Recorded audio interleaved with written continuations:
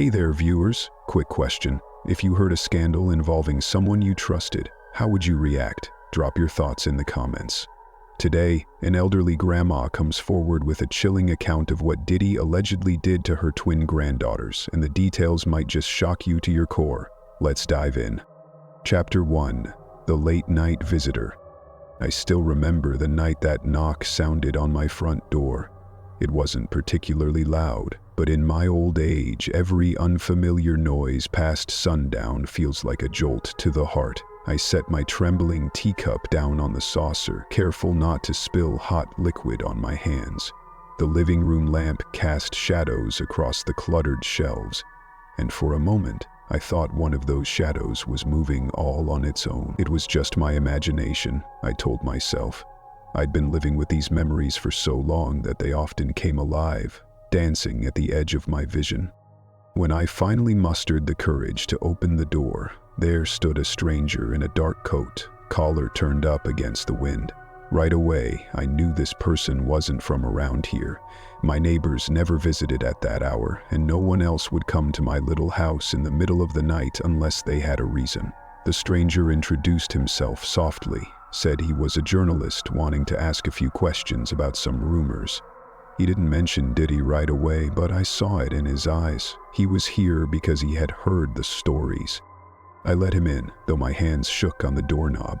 He seemed polite enough, holding out a small notebook, looking more uncomfortable than I was. As he stepped inside, he glanced around my living room, taking in the dusty frames on the wall, the threadbare couch, and the boxes piled in corners that I never had the heart to go through. He asked if he could sit, and I told him sure, motioning to the couch. My place may be humble, but my mother taught me never to turn someone away who needs a place to rest. He cleared his throat, glanced at his notes, then looked up at me. His expression was cautious, as though he was stepping into a story he wasn't certain he believed. I suppose I don't blame him. If someone had told me what would happen to my granddaughters, my sweet twin girls, I might not have believed it either. But I had lived it. I had seen their faces shift from hope to fear. I had heard the hushed phone calls, the trembling in their voices. Sometimes it feels like the weight of it could crush me at any moment. "Thank you for talking to me," he said quietly.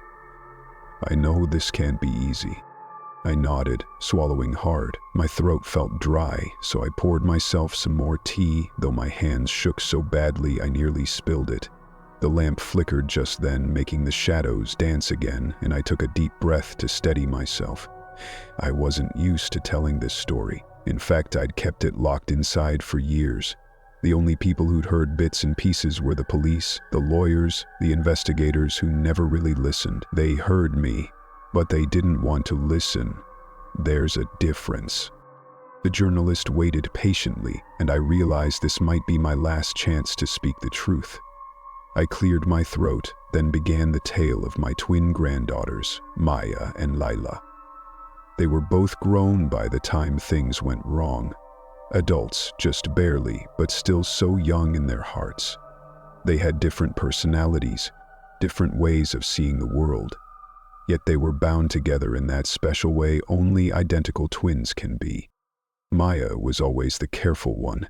She loved her books, studied hard, and wrote poetry in a little journal that she kept hidden from everyone but me. Leila was bolder, more drawn to excitement and bright lights. She'd talk about wanting to be a star, about all the glamorous things she'd do if she ever got into the right rooms with the right people. It used to make Maya roll her eyes in that way older sisters do, even though Maya was only older by a few minutes. They lived with their mother, my daughter, but times were tough for them. I did what I could, but my fixed income never stretched far. Then came that modeling gig. It was a one-time event, something at a fancy hotel downtown. The girls told me about it with such excitement that I almost forgot my worries for them. They said it was for some exclusive event, a chance to be seen. That's how it starts, you know, a little taste of the spotlight. They came home from that event glowing with pride. They showed me pictures on their phones, pictures of them in sleek dresses, smiling as photographers snapped away. I was proud too, seeing my girls looking so beautiful, so confident. They were promised more opportunities, They believed this was the start of a better life, a way to help their mother, to help me. I patted their hands and told them to be careful, but I never dreamed how dangerous that world could be. I never dreamed who would notice them. Time passed, and they got more modeling calls. Sometimes I'd see them less and less, but that's how it is when young people chase opportunities. They were always off to auditions or meeting potential agents. Maya kept telling me about a strange feeling she got around certain people, a feeling like she was being hunted. But Layla laughed it off. Layla insisted that if you want to make it, you had to be in the right place at the right time, and if important people asked you out to dinner, you didn't say no. One day, they both got an invitation to an industry event tied to some big names. They were told a major influencer would be there, someone who could open the biggest doors. Turns out that person was Diddy himself. I'm sure you know who I mean. Even if you don't listen to that kind of music, the name alone carries weight. He's a king in that world, or so people say. Maya was hesitant, but Layla coaxed her. "We can't miss this chance," Layla said. "It might lead us somewhere." The journalist tapped his pen against the page as I spoke. I could see his skepticism fade the more I revealed. My words probably painted a picture darker than he expected. He asked me quietly if I wanted to take a break, but I shook my head. I needed to get the words out before my nerves got the best of me. I described that night they first crossed paths with Diddy. It was in a giant shining building downtown, a penthouse party, they said, with lights so bright it felt like day in the middle of the night. Maya called me just after they arrived, her voice quivering. She said there was something odd about the security at the door. They were too aggressive, patting people down as if expecting trouble. Once inside, people whispered in corners and the music was so loud it pulsed through every room. They were offered drinks right away. Free champagne, exotic cocktails, things the girls never even heard of. Maya said she refused at first, but Layla encouraged her to loosen up. That was how it went between them. One anxious, the other fearless. Maya told me she took a single sip. That was all it took for her head to start spinning. She said she remembered feeling hazy, losing her sense of time. Layla's laughter sounded distant, like it was coming from another room.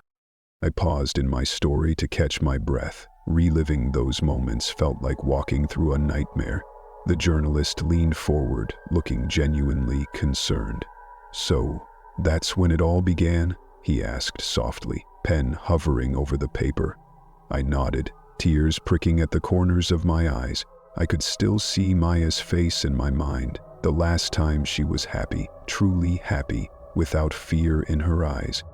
I told him how they came home the next day, or maybe it was the day after. Maya wasn't sure because she woke up in a strange bed, a place she didn't recognize. Layla seemed fine, even excited about the people they'd met, but Maya was shaken. She told me in hushed whispers that she thought she'd been drugged. She felt violated even though she couldn't remember much. Layla brushed it off as just partying. She told Maya not to be so dramatic, but I saw the unease growing in Maya day by day. The house felt cold as I spoke, the memory of those events chilling the air. The journalist listened, scribbling notes. Then he looked at me, his eyes full of pity and something else. Determination, maybe. He asked me why I never spoke about this before. I sighed and said that I tried. I tried to tell the police when things got worse. I tried to tell lawyers, investigators, anyone who would listen, but nobody wanted to take on someone like Diddy. I suppose they were scared, or maybe they just didn't believe an old woman's ramblings about an industry star. I looked down at my teacup, noticing the small chips around the rim. I traced them with a fingertip, remembering how Maya once joked that we should get me a new set of fancy china. She said when she made it big, she'd buy me the prettiest tea set in the world. She never got the chance.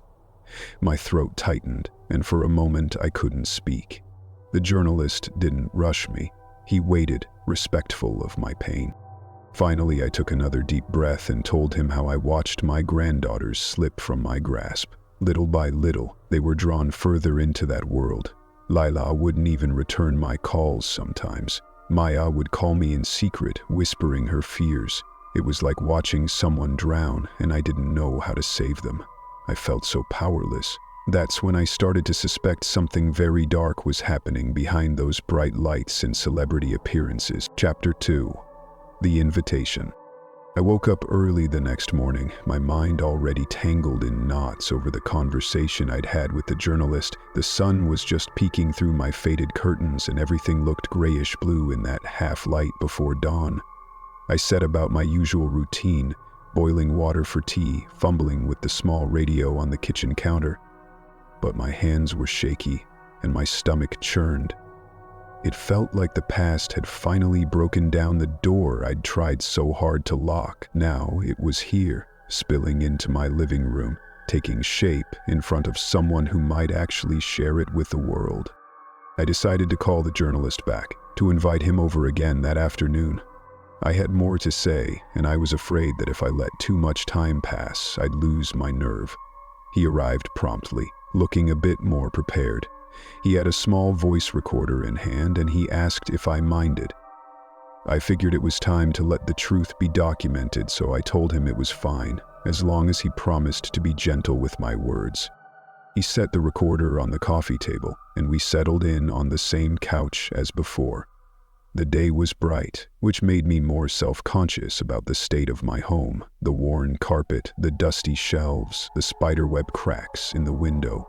But once he hit the button to record, I forgot about all that.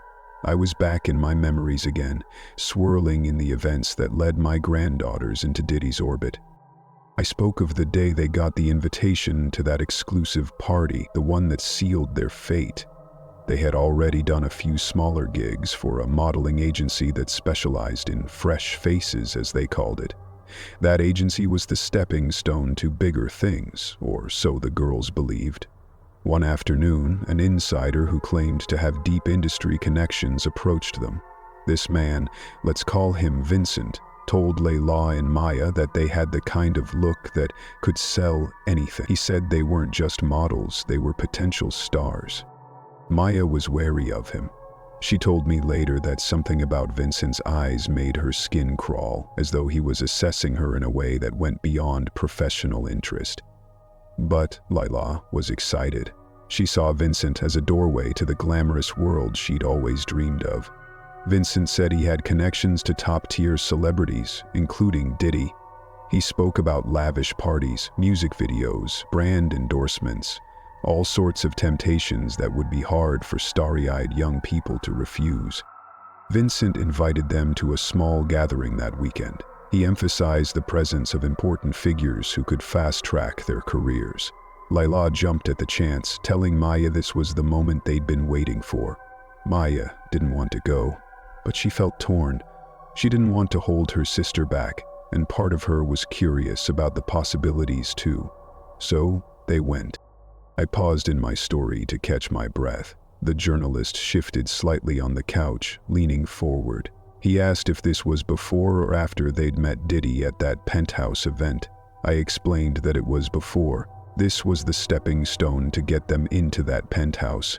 Vincent was like the gatekeeper. He was the one who set the stage for their first real brush with Diddy's world. I told the journalist about the phone calls I used to get from Maya late at night. She'd whisper into the phone, saying how uncomfortable she felt around those people. She said there was a sort of code. Nobody ever spoke plainly about anything. It's all hush-hush, she'd say, like they're all part of some secret club. Layla, on the other hand, was enamored.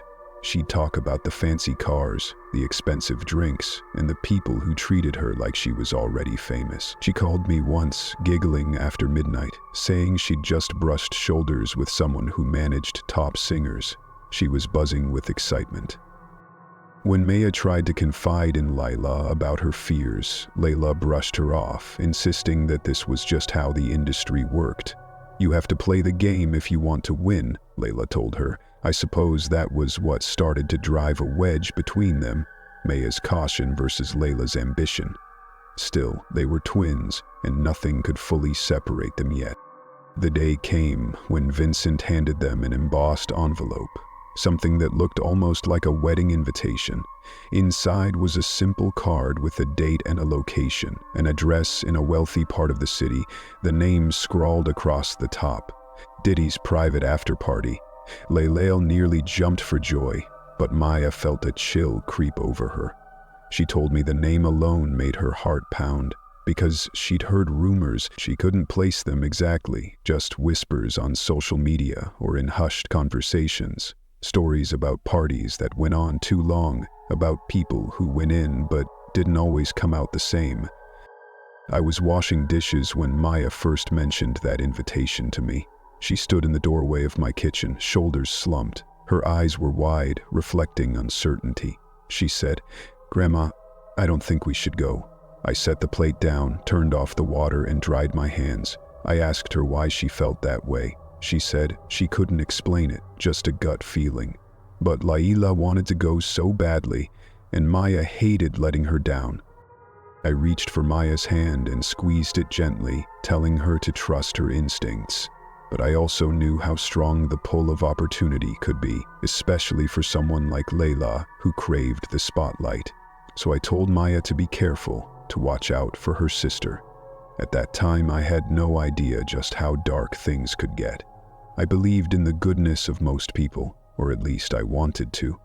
I figured maybe the rumors were just rumors, that the industry was full of gossip, and looking back, I wish I had done more, maybe forbade them from going. But they were adults, and I wasn't their guardian anymore. My words of caution only carried so much weight, especially against the lure of fame. So, they went to that invitation-only event, dressed to the nines in borrowed outfits. Maya carried her apprehension with her like a stone in her stomach, while Layla glowed with excitement. I tried to stay up that night, waiting for a phone call that never came. Eventually, I fell into a fitful sleep, only to be awakened by the phone in the morning. The journalist asked me then how that event changed things. I told him about the phone call I got from Maya the day after. She was short of breath, like she'd been running or maybe crying. She said, "Grandma, something's off. That party?" It wasn't just a party. There were so many rooms, and everyone seemed to know something I didn't. She said a few people recognized her and Layla as the twins, like they'd been watching them, waiting for them to arrive. They were offered drinks again, just like at the penthouse party, but this time Maya refused. She told me she was proud of herself for staying alert. Then she mentioned seeing Diddy himself move through the crowd. People parted for him like he was royalty, heads bowed slightly, voices lowered whenever he passed. Maya said Layla was thrilled to be in his presence, that she was desperate to talk to him, to make some kind of impression, but Maya held back. She sensed a tension in the room, a sort of hidden power that everyone seemed to acknowledge. She said it made her skin crawl, though she couldn't pinpoint exactly why. Maya also told me she overheard something about a private house, a place where only a select few were allowed to go. She heard that name whispered in corners, a house. She didn't know if it was a metaphor, an actual location, but it unsettled her. She asked Layla about it on the ride home, but Layla only shrugged. Layla didn't seem worried though. She was floating high on the idea that they were in with some of the most powerful people in the industry. I looked at the journalist, noticing how pale he'd become. Maybe he was just now beginning to grasp the kind of secrets that lurked behind celebrity culture. I told him that was the last time I saw a spark of real hope in Maya's eyes. The last time she seemed to believe she could steer her life back on track. Because after that invitation, things started to spiral quickly. Vincent began calling them more often, making sure they showed up to certain social gatherings. He told them it was crucial for their future. Layla loved the attention, but Maya felt suffocated. She called me more frequently, always with that shaky voice. She'd say, "Grandma, he wants us at another event." I would try to calm her down, to remind her to stick with Layla, to stay safe, but even I sensed that we were heading toward a storm. I just didn't know how severe it would be. The journalist turned off his recorder for a moment, rubbed his temples, and asked if I needed a break. I appreciated his concern, but I shook my head. I told him I'd carried this story inside me for too long. Now that I'd begun, I needed to see it through. He turned the recorder back on, and I took a sip of my now cold tea.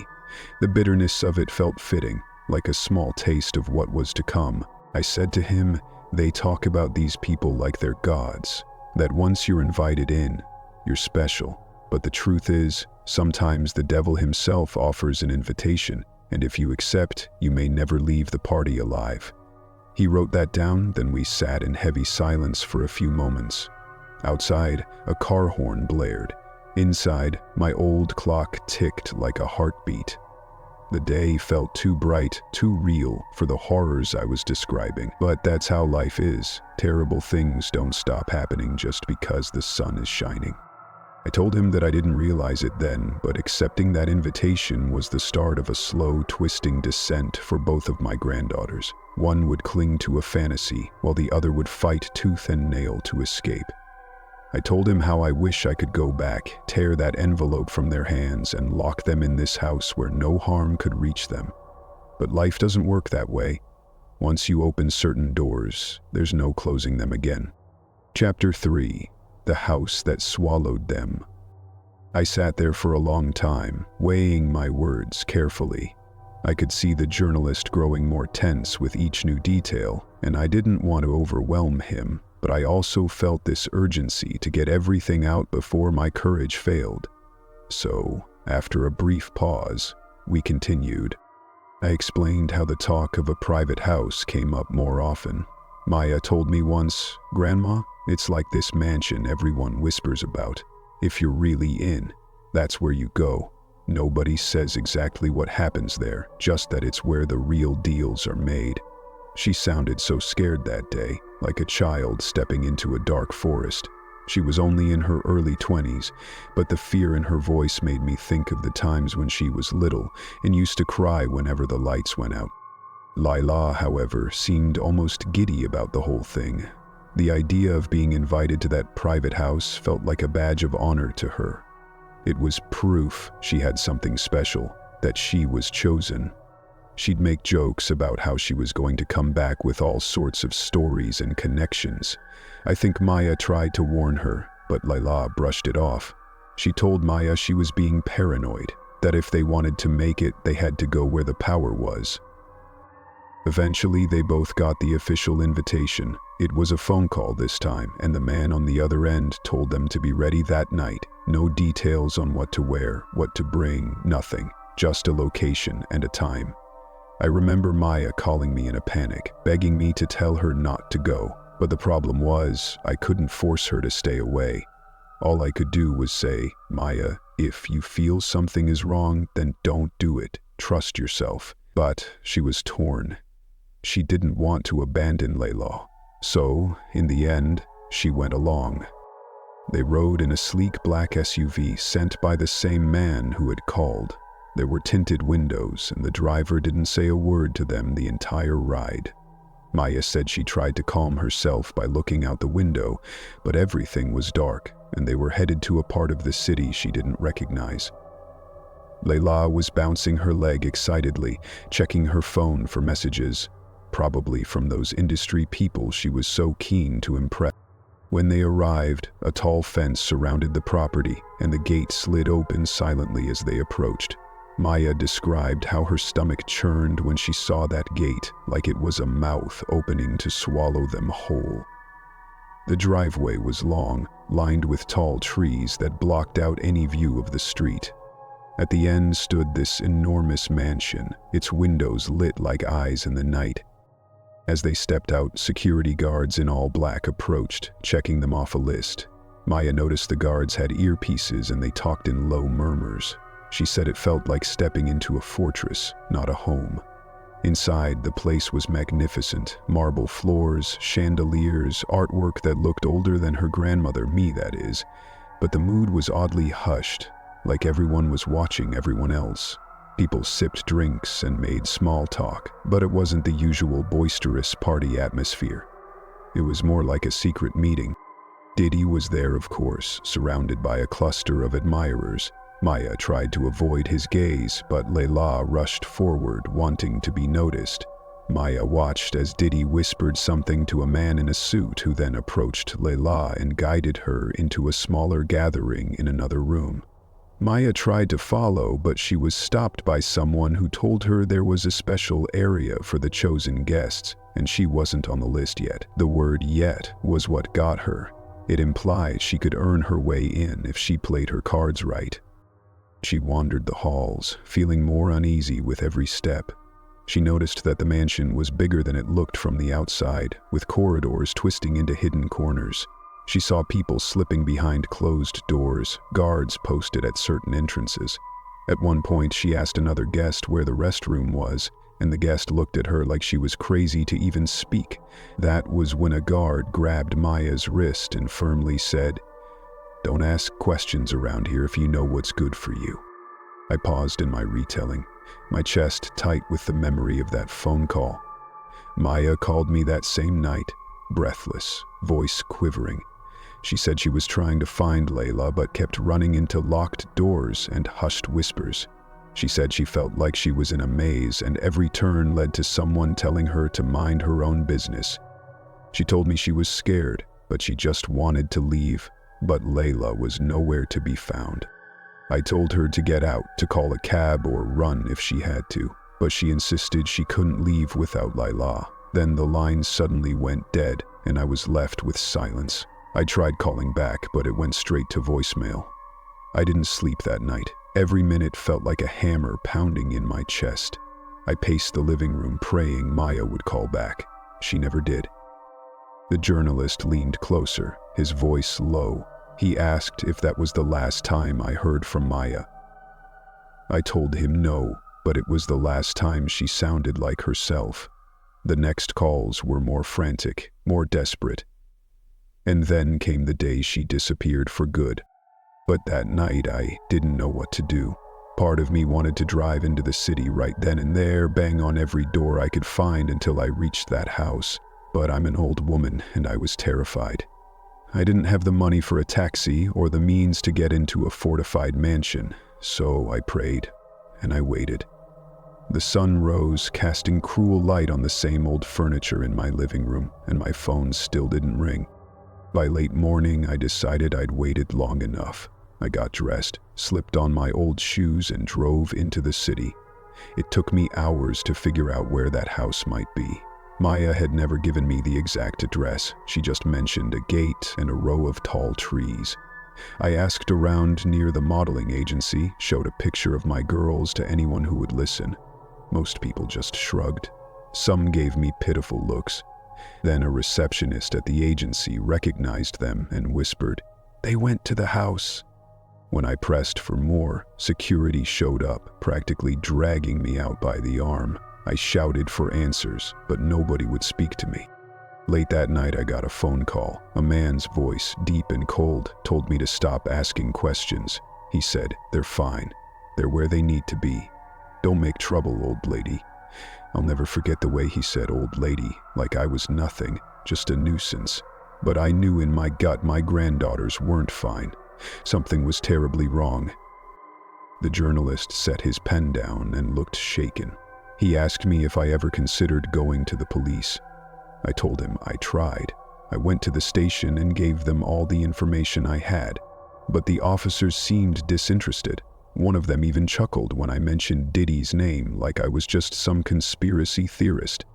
They said there was no evidence of a crime, that my granddaughters were adults who could come and go as they pleased.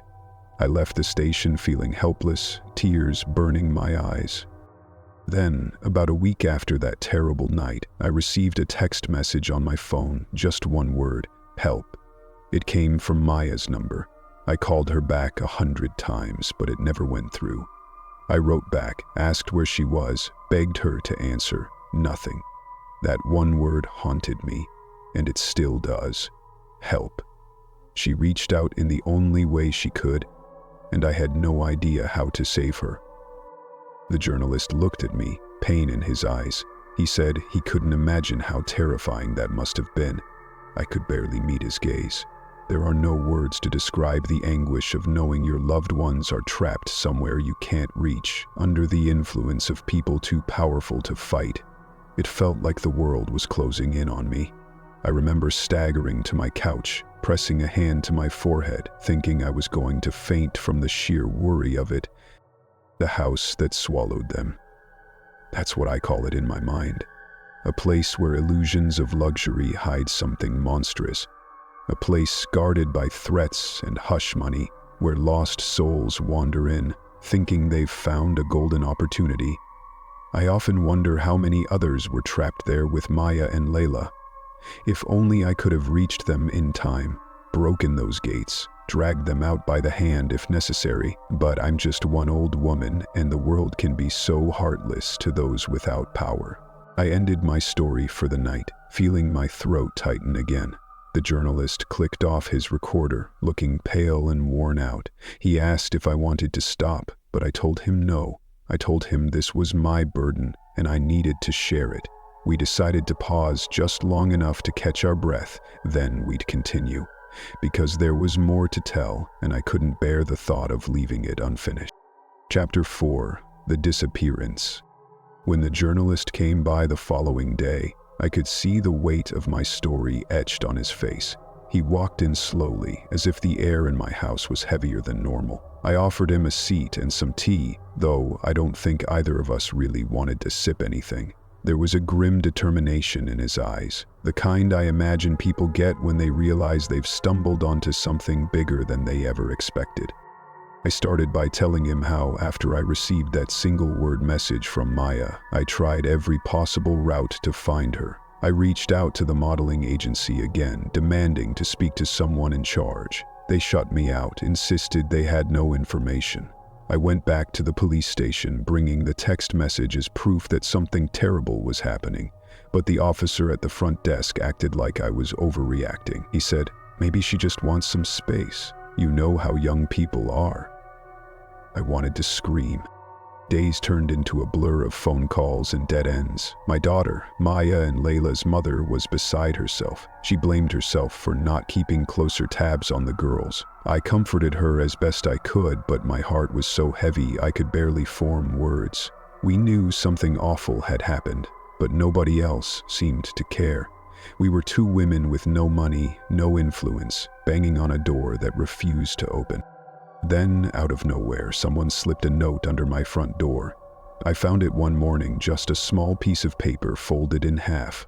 On it, scribbled in shaky handwriting, were the words, "Stop looking, they are not alone." No signature, nothing. I stood there, note in hand, trembling from head to toe. The journalist asked me if I still had that note. I shook my head. It disappeared one day. Maybe I threw it out in a fit of anger, or maybe someone took it. He added, "I honestly don't remember. But I remember the feeling it gave me, a mixture of dread and a strange flicker of hope. They are not alone." Did that mean others were with them? Or did it mean others shared our pain? I told the journalist about how, a few days after that note appeared, I decided to drive once more to the city, determined to find any clue. I visited the modeling agency yet again. This time, a different receptionist was working. She looked at me with pity in her eyes and whispered, "They're gone. They were taken to that house." She glanced around nervously, like she was afraid of being overheard. Before I could ask anything more, 2 large security guards came out of nowhere and practically carried me outside. They warned me never to come back. That night, I got another phone call from a blocked number. A man's voice, calm and calculated, told me I'd be sorry if I kept sticking my nose where it didn't belong.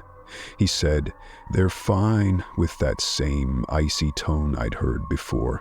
I wanted to scream at him, demand to know where my girls were, but the call went dead before I could even breathe. I felt like the walls were closing in on me. The journalist gripped his pen so hard his knuckles went white. He asked if I ever thought about going to the media back then. I laughed bitterly, explaining how I'd tried to contact a few local reporters, but none took me seriously. They thought I was some paranoid grandmother spinning wild stories about a famous industry figure. Nobody wanted to risk their career by accusing a man with Diddy's level of power. People like him have lawyers and PR teams that can crush a rumor before it even surfaces. A week passed, and I was at my wit's end. My daughter spent most days in her room, blinds closed, sobbing into her pillow. I tried to be strong for her, but every ring of the phone made my heart leap. That was when it happened. I got a text from Maya's number again, but it was just random letters and symbols, almost like it was scrambled. I showed it to a tech-savvy neighbor, but he couldn't make sense of it. I think it was Maya's way of trying to communicate, but maybe they'd taken her phone away. Maybe she only had a moment to hit send. It tore me up inside, thinking of how desperate she must be. Another few days and I heard nothing.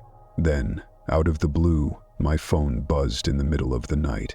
Half asleep, I grabbed it and a video started playing. It was dark and grainy, but I could make out Maya's face for a split second. She looked terrified. She opened her mouth as if to speak, and then the screen went black. I tried to replay it, but it vanished from my messages, gone without a trace. I sat there in the darkness, phone clutched to my chest, tears streaming down my face. I prayed, pleaded to God, asked him to bring my girls home. The journalist wiped at his eyes, trying to hide his own sorrow, I suppose. He asked how I managed to keep going. I said I had no choice. I'm a grandmother. I had to be strong because who else would fight for them if not me? My daughter was too broken to act and no one else seemed to care. I recounted the day Maya and Layla were officially declared missing. That came after we filed missing persons reports that the police only took half seriously. They said there was no evidence of a crime, but they'd keep an eye out. The heartbreak of labeling my granddaughters as missing, young women with so much life ahead of them, was almost too much to bear. I remember sitting in my car outside the police station, feeling completely numb, staring at the steering wheel for what felt like hours. But do you know what stung even more? Not a single headline. Not one. 2 young women vanished after a high-profile party, and it was like the city itself turned a blind eye. I suppose that's what power does. It shields those who have it and silences those who don't. The journalist clenched his jaw, scribbling notes, probably already thinking about how big this story could be if only it reached the right ears. I told him that despite everything, I kept calling Maya's phone every day just to hear it ring and go to voicemail. I thought maybe one day she'd pick up, or maybe someone else would, but all I got was silence. My nights were haunted by nightmares of my granddaughters trapped in some dark room, calling out for help. I'd wake up sweating, heart pounding, and then realize that was my reality. They really were trapped somewhere, and I had no idea how to reach them. That was when I decided to hire a private investigator. I took out a loan against my house. My own little house that had been in the family for generations. It was a huge risk, but I needed help. The investigator, a solemn woman with kind eyes, listened to me with compassion. She promised to do everything she could. She interviewed me, my daughter, neighbors, even some people at the modeling agency who were willing to talk off the record.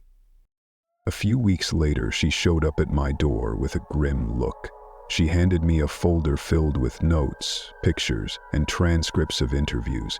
She said, "Ma'am, I think there's a lot more going on here, but we're hitting walls everywhere." She talked about blackmail, NDAs, people who were too scared to speak openly. She hinted that powerful figures in the industry had ways of keeping things quiet. She believed my granddaughters were part of a larger pattern. Young women who got too close to certain truths and then vanished. I flipped through the folder, my heart in my throat. One picture showed a different girl who had also disappeared under suspicious circumstances. Another page detailed a rumored hush payment to a family who lost their daughter after attending a party. It was like peering into a world I never knew existed, where money and influence could hide even the darkest secrets. The investigator said she would keep digging, but that her safety was also at risk. The journalist's eyes widened as I showed him the few documents I had left from that folder. Most of it was gone or redacted. The investigator had asked me to keep her name out of any story. She was scared for her life. The journalist nodded in understanding, but I could tell he was shaken. I think he realized he was now holding a lit match in a room full of gasoline. One wrong move and everything could explode. I closed my eyes, remembering how I spent countless hours poring over those documents, trying to find any clue that would lead me to Maya and Layla. I prayed someone would come forward, maybe an insider with a conscience. But days turned into weeks, weeks into months, and there was nothing. No sign of Maya, no trace of Layla. It was like they had been erased from existence. People started telling me to give up. Even my relatives, who meant well, said they're grown women, maybe they just ran off. But I knew better. Maya would never abandon me like that, not without a word. Layla might be impressionable, but she wasn't heartless.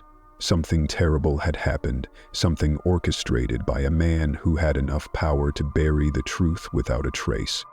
The journalist reached out and gently patted my shoulder. He said he was sorry, that he couldn't imagine my pain. I thanked him for listening, for at least being someone who cared enough to hear me out. I told him that this was only part of the story, that the most chilling part was yet to come. He flipped a page in his notebook, bracing himself for whatever I would say next. I took a shaky breath, recalling how one morning I woke up to find a single suitcase on my porch. It was old, battered, and had my granddaughter's initials on it. Inside were some clothes, a handful of pictures, and a note that said, "Stop now." It was the same threatening message, but this time they'd gone one step further by dumping pieces of my granddaughters' lives at my front door. A twisted reminder that they were watching my every move. That's when I knew I couldn't just sit idly by. I had to keep pushing, keep asking questions, no matter the cost. The darkness had swallowed my granddaughters, but maybe if I screamed loud enough, I could get someone, anyone, to shine a light into that horrible place. Chapter 5. The Escape Attempt. I sat on the edge of my sofa, the cushions sagging beneath my weight as I recalled the moment everything changed again. The journalist was back in his usual spot, recorder on the table, pen in hand, but his expression had grown more somber with each visit. It was as if he, too, was carrying the burden of my story. I explained how, one late afternoon, I got a call from Maya. I'll never forget the relief and terror that rushed through me when I heard her voice. She was speaking in hushed tones, breath shaky. She said, "Grandma, I got a phone for just a moment. I don't have long. Please listen." I clutched the receiver, my heart hammering, barely able to speak because I was afraid the call would cut off at any second. Maya said they were in a private house, just as I'd suspected. She confirmed it was heavily guarded. There were cameras everywhere and men in suits who seemed to patrol day and night. She didn't know exactly where it was, only that it was far from the city. She thought it might be near some cliffs or a waterfront, because she could smell the salt in the air sometimes. She told me they'd been forced to entertain guests, men who came at odd hours, men she didn't recognize. There were other girls there too, all of them looking tired, scared, and some even drugged. Maya's voice shook when she said, "Grandma, I tried to stay sober, but they slip things in our drinks. I'm scared." I held my breath, tears in my eyes, feeling useless on the other end of the line. She went on to say that Layla wasn't the same. Something had changed in Layla's eyes, as if she'd been brainwashed into believing this was her destiny. Maya said Layla kept talking about being loyal, about how the house was just testing them. It sounded like some twisted cult. Maya was desperate to escape, but Layla seemed to have gone deeper into their clutches. Maya whispered, "I can't leave without her, but I don't know if she even wants to leave anymore." My stomach twisted in knots as I recalled every detail of that phone call. The journalist listened intently, brow furrowed. I continued, explaining how Maya managed to plan an escape attempt. She confided in another girl who was being held there. The two of them plotted to sneak out late at night when most of the guards were drinking or distracted. They even found what they believed was a back entrance that led out to some thick woods. Maya begged Layla to come with them, but Layla refused. She was too far gone, or too terrified, or maybe a mix of both. Maya didn't want to abandon her twin sister, but she also knew if she stayed, she might never get out alive. So, Maya took a leap of faith. She waited until the moon was high, until the house was mostly quiet, and then slipped out of her room. She tiptoed through the corridor, heart pounding in her ears. She saw silhouettes of guards in the hallways, but managed to hide behind a heavy curtain until they passed. She made it to the back door, found it unlocked just as planned, and quietly slipped into the night. But her accomplice never showed up. Maya waited outside, crouched among the shrubs, her legs shaking. After a few minutes, she had no choice but to start running on her own. She ran and ran, the cold air burning her lungs, branches scratching at her face. She didn't know where she was going. She just knew she had to get away. She made it almost half a mile, maybe more, before the guards caught her. They tracked her with flashlights, shouting commands. One of them tackled her to the ground, and she felt a boot slam into her ribs. She tried to fight back, but there were too many of them. They dragged her back to the house, hurling insults at her, calling her ungrateful, saying she had no idea how good she had it. That's when the real punishment began. When Maya recounted this to me, her voice trembled like a leaf in a storm. She said they locked her in a small, windowless room for days. She wasn't sure how many because it was always dark. They beat her, threatened her, told her that if she ever tried to run again, Layla would pay the price. At one point, Maya said she heard Layla's voice through the door, telling her to stop resisting, to just comply. Maya felt a sting of betrayal, but also understood Layla was terrified. The people in that house knew exactly how to manipulate them, how to use their love for each other as a weapon. By the time they let Maya out, she could barely stand. Her face was bruised, her body covered in aches. She told me she was then forced to sign some papers, though she didn't even know what they said. She just remembered a man standing over her saying, "Sign this and we'll let your sister live in peace." She signed, tears dripping onto the paper. After that, she was placed in a different room, closer to Layla, but still under constant watch. She said it felt like a never-ending nightmare, one she couldn't wake from. I paused here, looking at the journalist, who seemed to be trembling himself. He scribbled down notes, perhaps trying to hold on to every word. Then he asked, voice barely above a whisper, "Did Maya ever talk about Diddy directly? Did she say he was there?" I nodded. Maya told me he was there frequently, but he moved in and out like a phantom. He had people do his bidding, rarely speaking to the girls directly, yet the entire operation revolved around him. She said everyone acted like he was some untouchable king, and his word was law. After Maya's failed escape, the tone of her messages to me changed. She sounded beaten down, hopeless. She said she was only staying alive because she wanted a chance to get Layla out. She begged me to find help on the outside, to do something. That's when I hired the private investigator, as I mentioned before. But nothing seemed to work. Every lead turned into a dead end. Every cry for help was met with silence. I told the journalist about how I reached out to a non-profit that specialized in missing persons. They tried to help me, but as soon as they dug into the case and saw the names involved, they got spooked. They apologized, said they couldn't continue. I felt like I was pounding on a locked door in a house of ghosts. No one would answer. There was one last message I got from Maya before she disappeared for good. It was a voice note. She sounded weaker than ever, her words slurring. She said, "Grandma, I saw something I wasn't supposed to see. They did something in that locked room. I'm scared. Layla's not the same. She..." And then it cut off. That was it.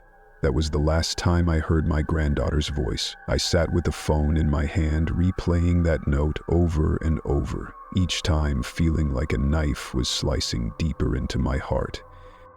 I looked up at the journalist, my eyes stinging with tears I refused to shed. He asked, "Did you ever find out what she saw?" I shook my head. I could only guess it was something incriminating, something these people would kill to keep secret. Because after that day, Maya vanished. No trace, no final note, no call. It was as if she had been erased from the face of the earth. I felt my throat tighten, remembering how I spent sleepless nights imagining the worst. I pictured her body lying in some unmarked grave, or her spirit broken until she no longer recognized herself. It's a kind of torture no one should have to endure, not knowing if your loved one is alive or dead, if they're suffering or gone. And Layla, well, she reappeared eventually, but she was changed. I would learn that soon enough.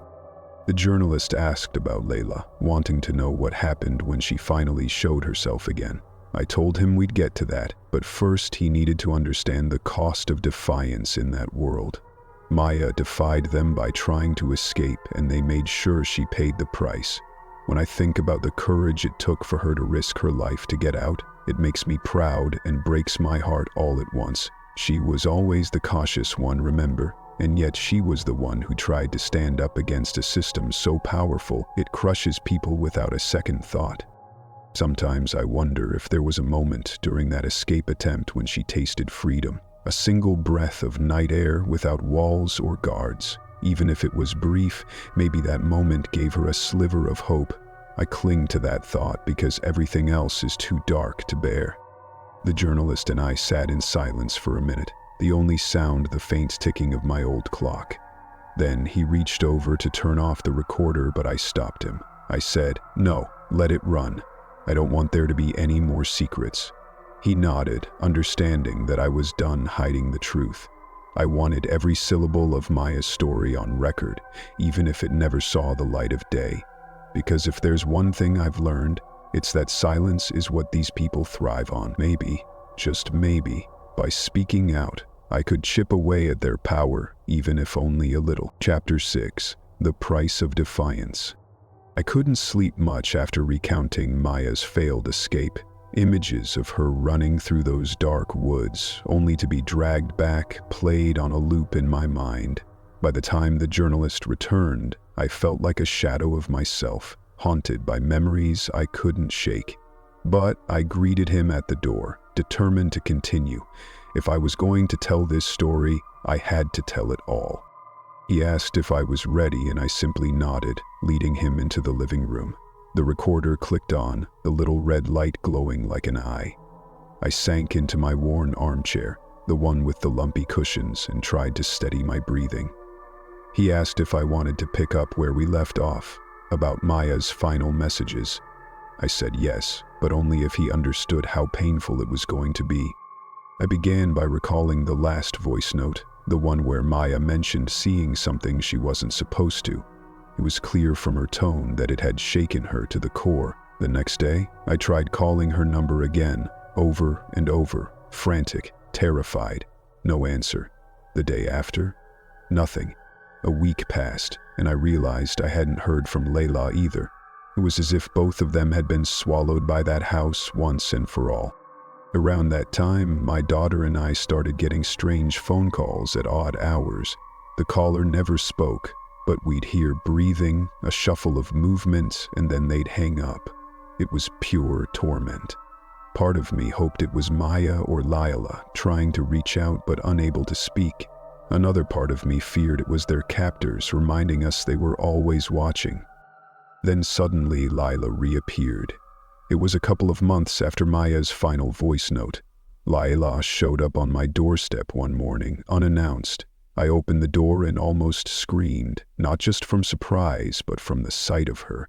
She looked so different, thin, hollow-eyed, her hair chopped short and dyed a color that didn't suit her. She barely resembled the bubbly girl I once knew. She stood there, arms hanging limply by her sides, not meeting my gaze. I reached out to hug her, but she flinched. That hurt more than I can put into words.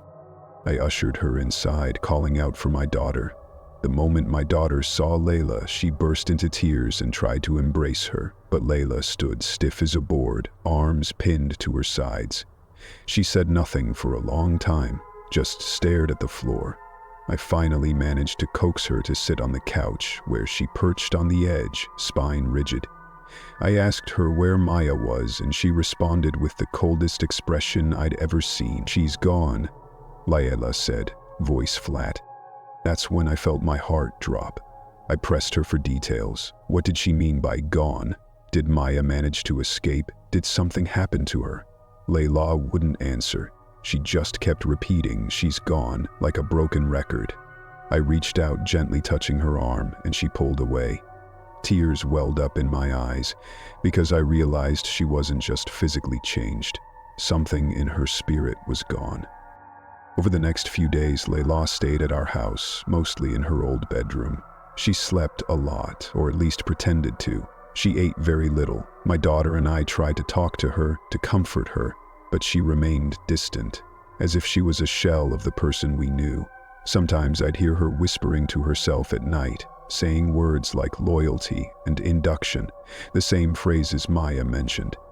It was like she was reciting lines from a doctrine she'd been forced to memorize. Finally, one evening, I cornered Layla in the kitchen, asking her directly what happened to Maya. She shot me a look of fear mixed with anger, like I'd broken a rule. She said something about how Maya had betrayed their benefactors, that Maya had tried to run away. Then Layla mumbled, "She got what she deserved." I felt a chill so deep it made my bones ache. That wasn't my granddaughter talking. That was someone else's words coming out of her mouth. I probed further, demanding answers, and Layla just snapped. She shouted, "Don't you understand? We're safe now." "I'm safe. Maya made her choice." I recoiled, stunned. I asked what choice Maya made. Layla wouldn't elaborate. She started shaking, tears spilling down her cheeks, and ran to her room. I stood in the kitchen, trembling, 1,000 thoughts swirling in my head. Could Layla really believe that Maya deserved whatever happened to her? Or was she just repeating the twisted logic they'd used to control her? The journalist paused his note-taking to ask if Layla ever revealed more details. I nodded, explaining how, over time, little snippets slipped out. Layla mentioned that Maya had seen something, some kind of blackmail material or evidence that could ruin powerful people. Layla claimed Maya planned to expose them, but they caught her first. Maya was stupid, Layla said once, her voice trembling with both rage and sorrow. She should have just followed the rules. That made me feel sick to my stomach. Rules? In that house? It was like they'd turned Layla into a soldier in some twisted army. The journalist asked if I thought Layla was suffering from trauma or brainwashing. I said absolutely. The sweet, vivacious girl I knew was gone, replaced by someone who spoke in riddles about loyalty and punishment. It broke my heart to see her that way. My daughter and I tried to get Layla professional help. We took her to a counselor, but the moment the counselor asked about the house or about Diddy, Layla shut down, refusing to speak another word. Eventually, she refused to go back altogether. I remember one night I found Layla standing in the yard, staring up at the sky. I approached her gently, calling her name. She turned to me with tears in her eyes and said, "I didn't want this. I didn't mean for Maya to..." She trailed off. I tried to hold her, but she pushed me away, her hands trembling. She murmured something about how they'd threatened to hurt Maya if Layla didn't cooperate, how they used fear to keep everyone in line. She looked so haunted, so consumed by guilt and confusion that I couldn't even be angry. I just wanted to save her from whatever they'd done to her mind. The journalist exhaled sharply, as if trying to hold back tears of his own. He asked if Layla ever gave a clue about Maya's final fate. I shook my head. That was the most painful part. Layla seemed to truly believe Maya was gone, but wouldn't say if that meant she was dead or just disappeared somewhere. The silence around Maya's fate was suffocating. We had no body, no official record of her death, nothing to prove she wasn't simply whisked away to some other location. The uncertainty gnawed at me day and night. I told the journalist how I tried to reach out to more investigators, to high-profile lawyers, even to some politicians. Every door was slammed in my face. Diddy was too powerful, too connected. His name carried weight that seemed to paralyze everyone I approached. The private investigator I'd hired admitted she was terrified. She hinted there were forces at play that could ruin her career, or worse if she kept digging. She apologized and said she had to back off. I didn't blame her. How could I? She was just one person up against a giant. Weeks stretched into months. Layla stayed with us, but her behavior became increasingly erratic. She'd wake up screaming in the night, then refuse to talk about her nightmares. She'd lock herself in the bathroom, whispering things under her breath. Sometimes I caught her staring at old family photos, tears slipping down her cheeks before she'd rip them up and throw them away. It was like she was torn between her love for Maya and the twisted beliefs that had been forced upon her. Eventually, Layla packed a small bag and left without warning.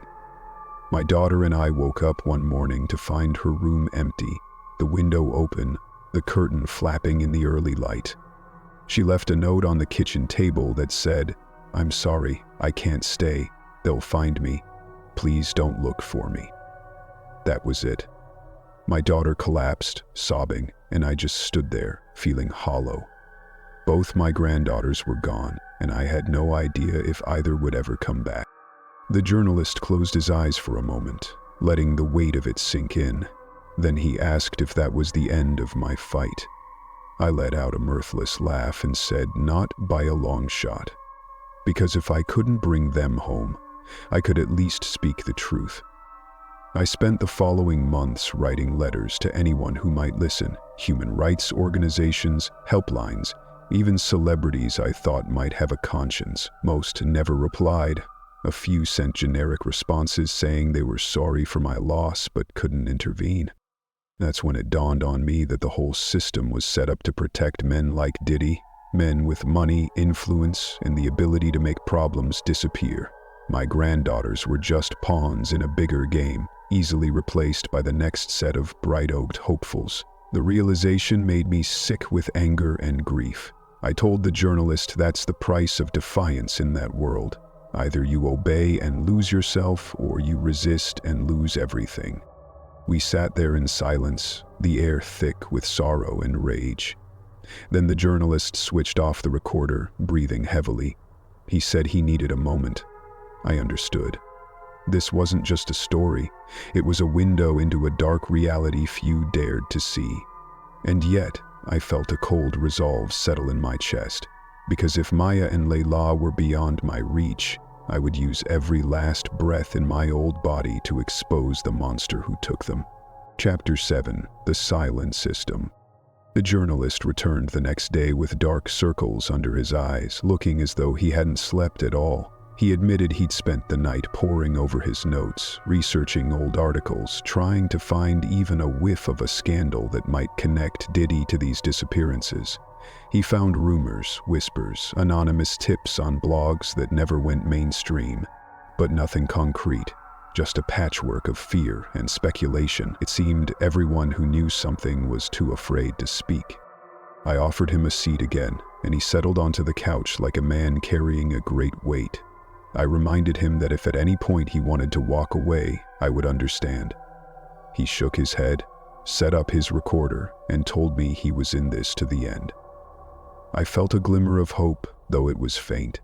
Maybe, just maybe, someone had finally decided to shine a light on these horrors. I began telling him about the weeks and months after Layla left.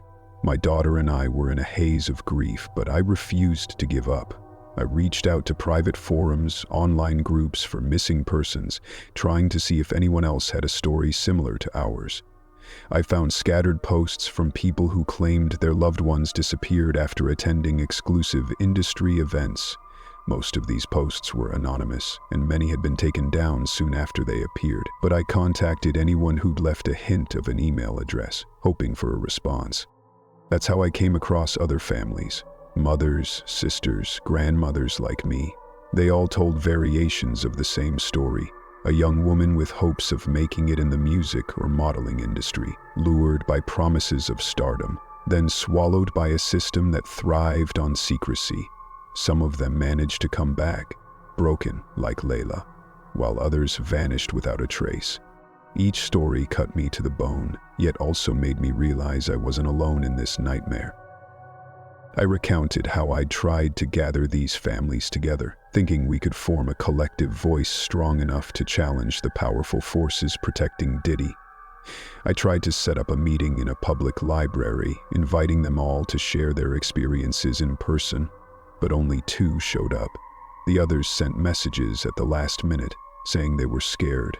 One mother told me she'd been followed home from work after posting about her missing daughter. Another said she received threatening texts. The fear was too great.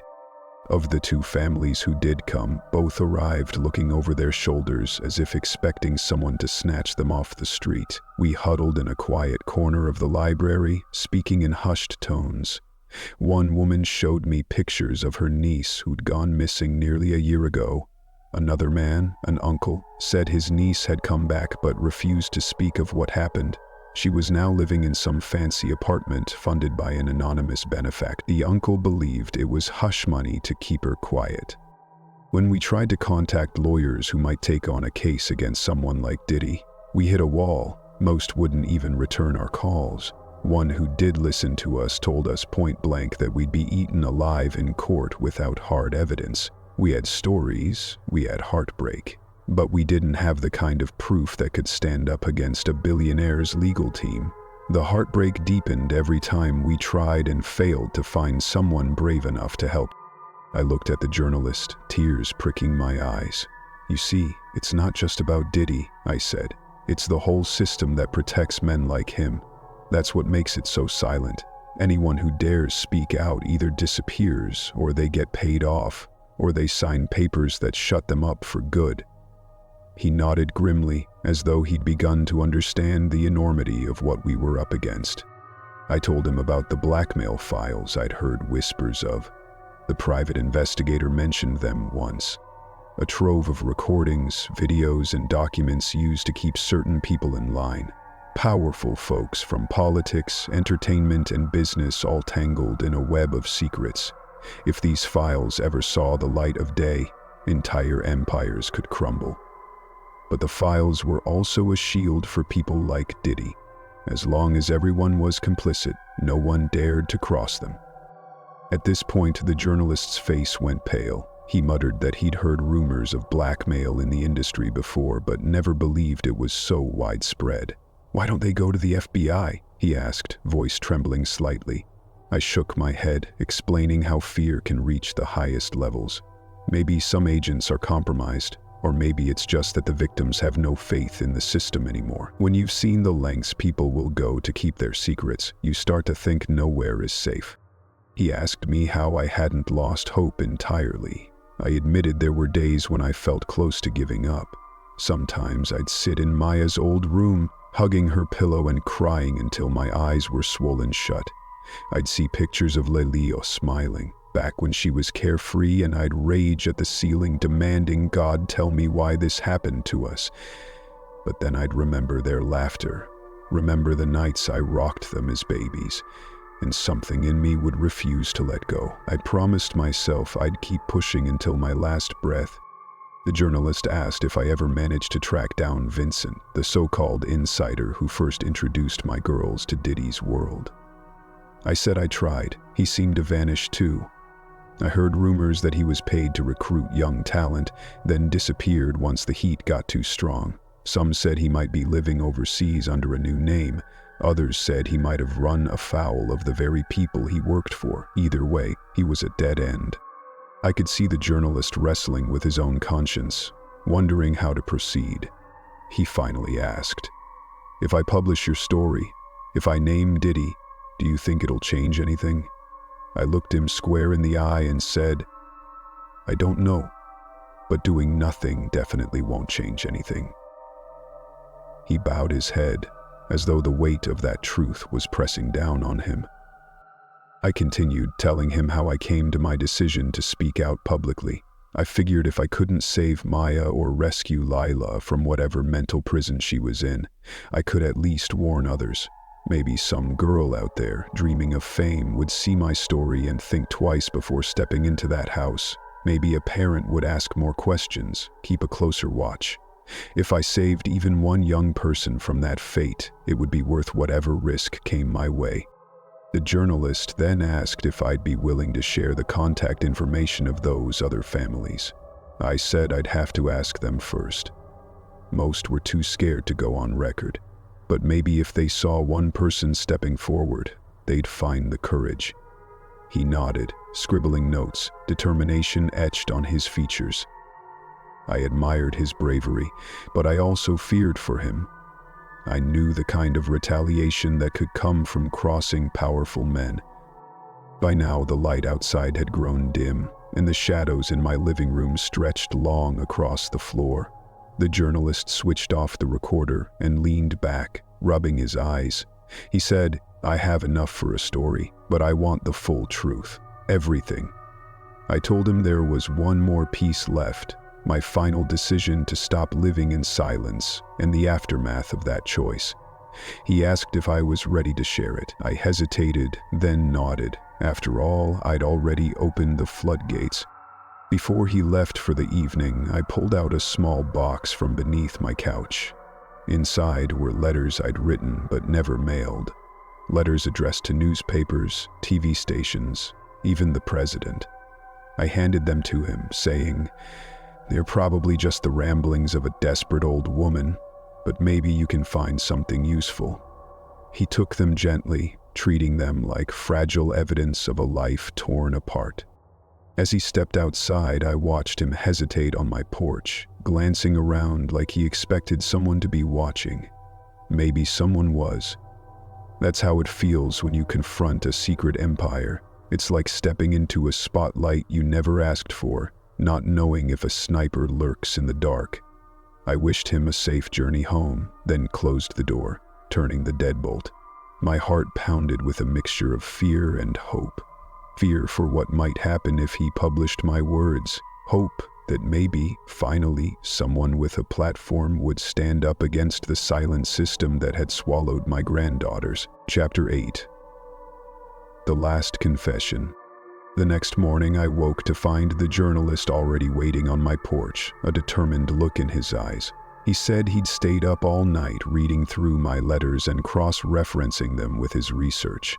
He believed me, and not just in a sympathetic way. He believed every detail, every shadow of conspiracy, every whisper of blackmail. He said he was determined to expose it, no matter the risk.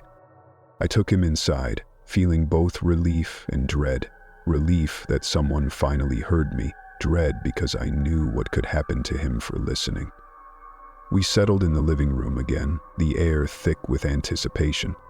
He switched on the recorder, and I started with a shaky breath, feeling like this might be the final piece of the puzzle I'd been waiting to share.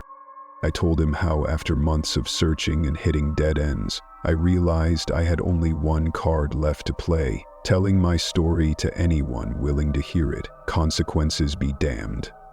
I contacted a local radio station, an underground one that sometimes covered controversial topics. They were hesitant at first, but after I sent them a portion of the documents from the private investigator, they agreed to let me speak on air, anonymously. I was scheduled for a midnight segment. When the time came, I was nervous beyond words, hands clammy, voice trembling. I told the host everything about Maya's disappearance, Layla's return, the intimidation, the threats. I didn't name Diddy outright on air, but I gave enough details that it wouldn't take a genius to figure it out. I remember feeling a strange rush as I spoke, like I was stepping off a cliff with no parachute. When I finished, the host sounded stunned, promising to follow up with me off air. But that follow-up never came. A few days later, that radio station aired a statement saying they had no comment on the interview I gave. They wiped the segment from their archives. When I tried calling the host, his number was disconnected. I realized then that even alternative media could be silenced if someone high up wanted it badly enough. The journalist let out a low whistle, shaking his head. He said he'd suspected it might be hard to publish this story, but hadn't realized the extent of the crackdown. I told him that was the reality, that once you start tugging at this thread, you find it's part of a massive tapestry of fear and power. Many people have tried to expose it, only to vanish or be bought off. I said, "I'm old now, I don't care what happens to me, but people need to know." I looked him straight in the eye, voice steadier than I expected. "If they invite you to the house," I said, recalling my earlier words, "don't go. No matter what they promise you, don't go." He nodded solemnly, understanding the gravity of my warning. I felt tears threaten my composure again, but I blinked them back. I wasn't about to break down now. I'd come too far. He asked if I had any final thoughts, anything I wanted to include before he tried to publish. I closed my eyes, thinking of Maya's smile, Layla's laughter, the warm memories that now felt so distant. I thought of how quickly innocence can be lost in a world where predators cloak themselves in fame. Finally, I said, "Just tell them the truth. Tell them what he did to my family. Tell them how the system stood by in silence. And let them decide which side they're on." Outside, a storm was brewing. Dark clouds rolled in and thunder rumbled in the distance. The journalist packed up his notes, saying he'd do his best to get the story out. I believed him. But as he left, I noticed him glancing nervously at passing cars. I whispered a silent prayer for his safety. People who try to expose men like Diddy often pay a steep price. The days that followed were tense. I half expected black SUVs to roll up at any moment, armed men stepping out to silence me once and for all. But no one came. Sometimes, no news is its own form of torture. I worried that maybe the journalist had been threatened or harmed, or maybe he'd given up, deciding no story was worth risking his life. Every night I tossed and turned in bed, dreams filled with images of Maya calling out to me from behind iron gates. Then, one morning I woke to find an envelope on my front step. My heart lurched, thinking it might be another threat, but inside was a handwritten note from the journalist. He said he was safe for now, but that he had to move carefully. Powerful forces were already trying to discredit him. However, he'd managed to leak parts of my story to a few independent news sites. He promised that he'd keep pushing, keep sharing until someone took notice. That note was the first real hope I'd felt in ages. I clutched it to my chest, tears streaming down my face. I thought of Maya, wherever she was, and Layla, lost in her own torment. Maybe this was the beginning of something, a tiny crack in the fortress of silence. I thought of the families I'd met, all those missing young women. I wondered if their stories too might finally find a voice. I whispered a quiet thank you to whoever might be listening up above. The journalist's note ended with a question. How many others are still trapped inside? That's the question that haunts me to this day. I imagine there are countless young souls who've walked through those gates, lured by promises of fame and fortune, only to discover the nightmare waiting behind locked doors. Some might still be in there, praying for someone to save them. Others might have escaped, too frightened or traumatized to speak. I told the journalist in my last phone call with him, "You might never bring down the entire system, but if you can save one life, just one, you've done more good than you can imagine." He agreed. He sounded tired but resolute. He said he'd keep my name out of it if I preferred, but I told him to do whatever he needed. My life is nearly over anyway, and I'd rather face the fallout than leave this world without telling the truth. Now, as I sit in my armchair, the shadows growing long once more, I wonder if anything will ever truly change. Diddy remains a giant in the industry, his power seemingly unshaken by rumors and half-buried scandals. The house, as far as I know, still stands tall, waiting for its next victims. But maybe, just maybe, the seeds of doubt have been planted. Maybe a young woman on the verge of accepting that too-good-to-be-true invitation will pause and remember my story. I close my eyes and picture Maya's face, smiling at me like she used to when she was a little girl. I remember Layla's laughter filling the house, bright and carefree. Those memories are all I have left. No matter how this ends, I won't regret speaking out. Silence lets evil grow unchecked. And if I've learned anything from losing my granddaughters, it's that you have to shine a light, even if it only illuminates a tiny corner of the darkness. That's my last confession, the final piece of the puzzle I needed to share. My granddaughter's story might never have a neat resolution, no hero swooping in at the last second to save them, but maybe it can serve as a warning, a spark that ignites a bigger fire. Maybe one day, enough people will speak up, and the walls of that house will come crashing down. Until then, I keep my porch light on every night, just in case Layla finds her way home, or if by some miracle Maya escapes and needs a place to run. It's a small gesture, but it's all I have left. And in this world of shadows, sometimes even the smallest light can guide someone out of the dark.